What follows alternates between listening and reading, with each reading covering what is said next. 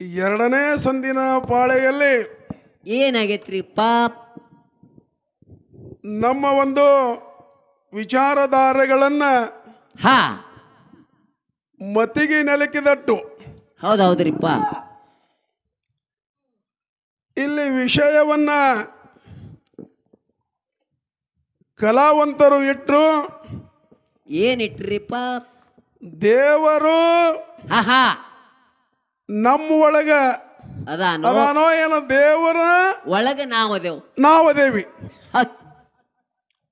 ನಾವು ಮಾತಾಡಿದ್ದು ದೇವರ ನಮ್ಮ ಒಳಗದಾನ. ದೇವರು ನಮ್ಮೊಳಗದಾನ, ನಮ್ಮ ಬಿಟ್ಟು ದೇವರು ಇಲ್ಲ ಅನ್ನುವಂತ ಮಾತನ್ನ ನಾವು ಮಾತಾಡೀವಿ. ಹೌದ್ರಿಪ್ಪ.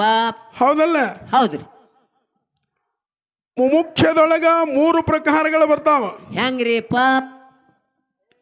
ಕನಿಷ್ಠ, ಮಧ್ಯಮ, ಹಾ ಉತ್ತಮ.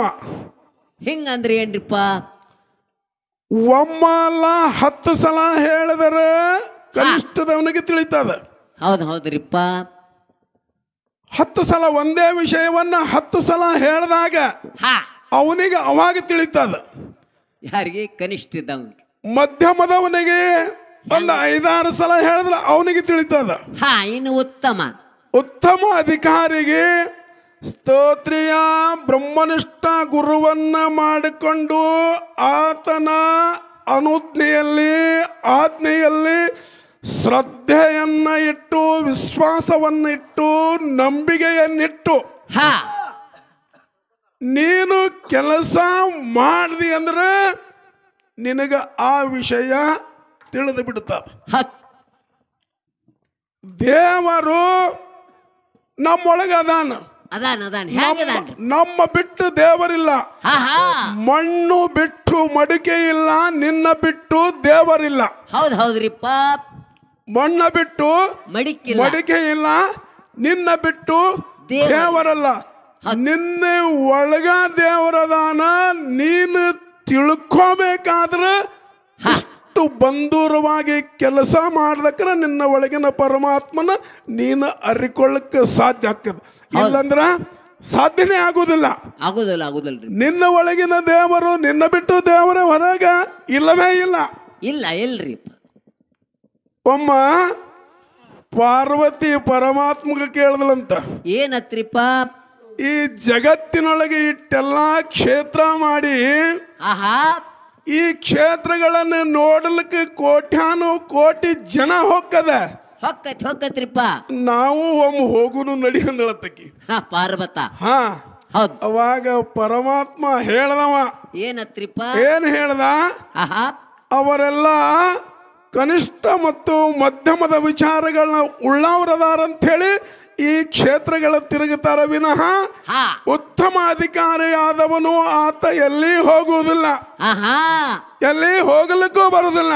ಅವನ ಒಳಗೆ ಅದಾನ. ಅವನ ಒಳಗೆ ದೇವರದಾನ. ಅವನ ಬಿಟ್ಟು ದೇವರ ಇಲ್ಲಂತ ಹಿಂಗ ಪ್ರಮಾಣಗಳ ಮಾತುಗಳು ಹೇಳ್ತಾವ.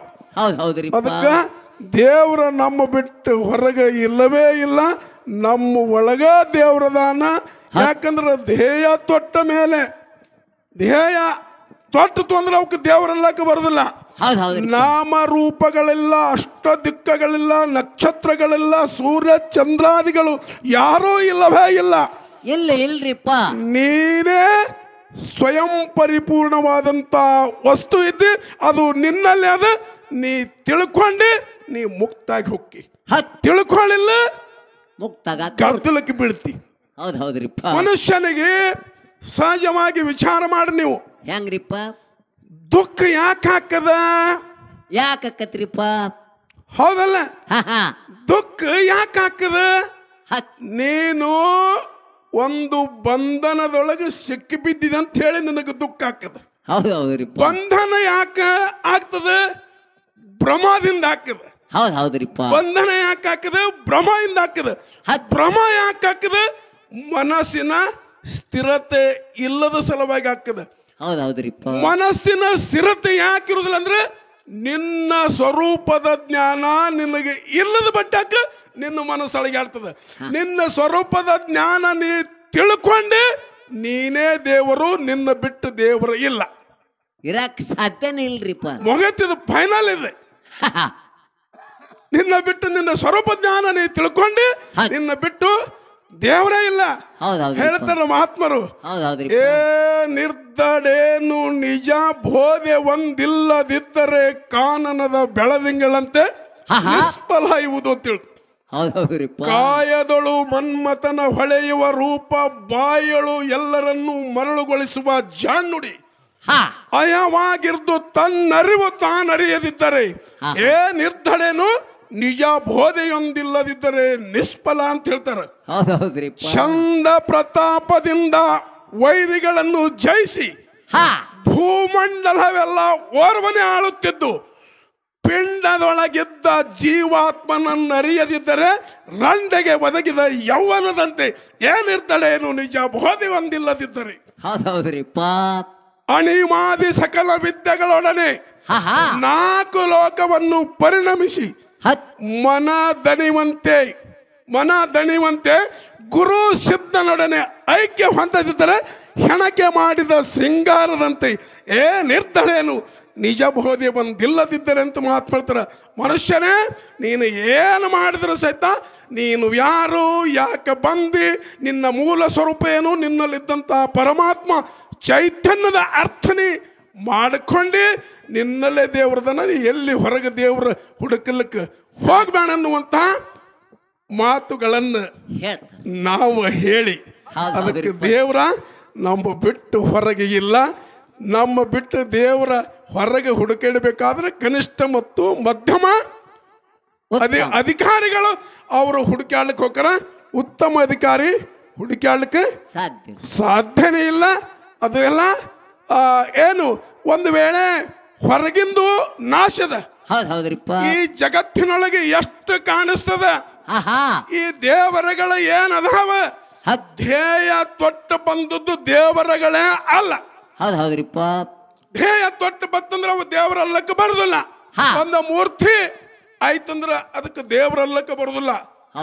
ಯಾಕೆ ದೇವರಲ್ಲಕ್ಕೆ ಬರುದಿಲ್ಲ ಅಂದ್ರ ನಾವು ಒಂದು ಇಟ್ಟಂಗಿ ಗುಡಿ ಆಗಲಿ ಒಂದು ದೊಡ್ಡ ಕುರ್ನಿ ಕಲ್ಲಿನೊಳಗೆ ಕಟ್ಟಿಸಿದಂತ ಗುಡಿಯನ್ನ ಮಾಡಿ ಅದರ ಒಳಗೆ ಪ್ರಾಣ ಪ್ರತಿಷ್ಠಾಪನೆಯನ್ನ ಮಾಡಿಸಿ ಗುಡಿಯಾಗ ಕುಂಡ್ರಸದ ಮೇಲೂ ದೇವರಲ್ಲಕ್ಕೆ ಬರುದಿಲ್ಲ.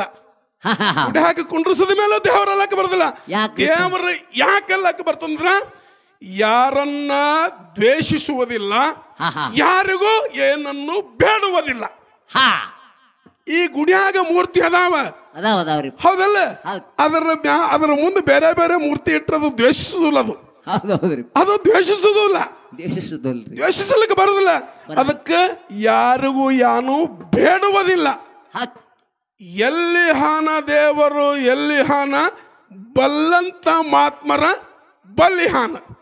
ಅದಕ್ಕೆ ಯಾವ ತಿಳ್ಕೊಂಡನ ಅವನ ಬಲ್ಲಿ ದೇವ್ರದನ. ಹೊರಗೆ ಹುಡುಕಾಡಿದ್ರೆ ಸಿಗುದಿಲ್ಲ, ನಿನ್ನ ಒಳಗೆ ಹುಡುಕಾಡಿದ್ರೆ ನಿನಗೆ ದೇವರ ಸಿಗ್ತಾನ. ಅದು ನೀ ಸ್ತೋತ್ರಿಯ ಬ್ರಹ್ಮನಿಷ್ಠ ಸದ್ಗುರುವಿನನ್ನ ಅನುಗ್ರಹ ಗುರು ಕೃಪಾ ಆಗಿ ಗುರು ಕರುಣೆ ಮಾಡ್ಕೊಂಡ್ರೆ ದೇವರ ನಿನ್ನ ಒಳಗಿದ್ದದ್ದು ಕಾಣಿಸಲಿಕ್ಕೆ ಸಾಧ್ಯ ಆಗ್ತದೆ ಅನ್ನುವಂತ ಮಾತನ್ನ ಹೇಳಿ ಈಗ ಲೈಟ್ ಅದ ಇದು ಅದಲ್ಲ ಬೆಳಕದ ಹೌದಲ್ಲ, ಅದರ ಒಳಗ ಕರೆಂಟ್ ಅದ. ಆ ಕರೆಂಟ್ ಕಾಣಿಸ್ತದೇನು?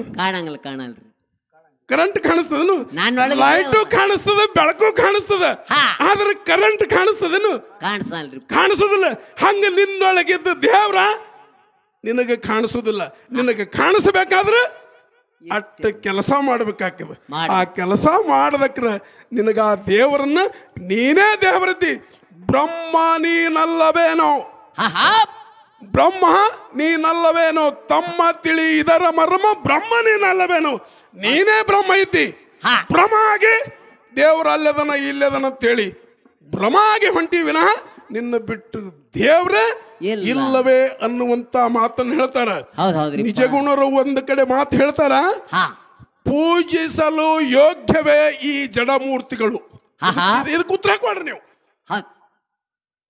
ನಮ್ಮ ಪೂಜ್ಯರಿಗೆ ಅಂತ ಹೇಳೋದಿಲ್ಲ ನಾನು, ಅವರಿಗೆ ಬುದ್ಧಿ ಕೊಟ್ಟಟ್ಟು ಅವ್ರು ಮಾಡ್ಯಾರ, ನಮಗೂ ಬುದ್ಧಿ ಕೊಟ್ಟಟ್ಟು ನಾವು ಮಾಡ್ಯೇವು.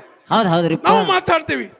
ಪೂಜಿಸಲು ಯೋಗ್ಯವೇ ಈ ಜಡಮೂರ್ತಿಗಳು ಅಂತ ಕೇಳ್ತಾನ ನಾವು.